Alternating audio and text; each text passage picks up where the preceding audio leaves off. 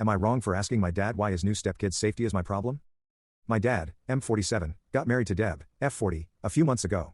I, M17, live with my grandparents just like my dad did before he moved in with Deb and her kids, M15, F11, F10, M7.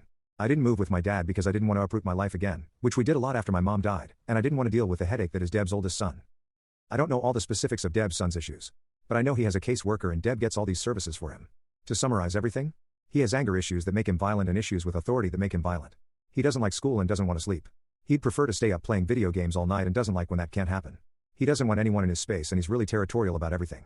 I met him like 6 or 7 times before I said screw it and refused to go meet up with them. He basically terrorizes his younger siblings and his mom. My dad's being terrorized now too. Ever since the wedding, Dad has tried talking me into moving in with them. I told him no way. He asked me why I didn't want to live with him and I told him I wasn't dealing with Deb's mess of a family.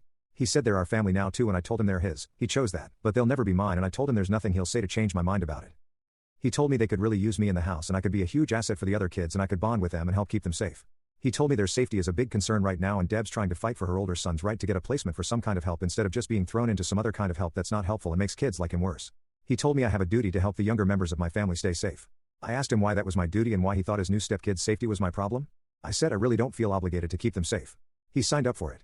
I didn't and I won't sign up for it. Dad told me this is the kind of problem we do take on when we become a family. I reminded him again that they're not my family. That he made them his and I'm choosing to not make them mine. He said that means he and I aren't family too and I said if that's how he takes it then yeah. Then he said he was disappointed in me dismissing the safety of his stepkids. I told him I was disappointed he wanted to put me in that position to begin with so we can stay disappointed with each other. AITA?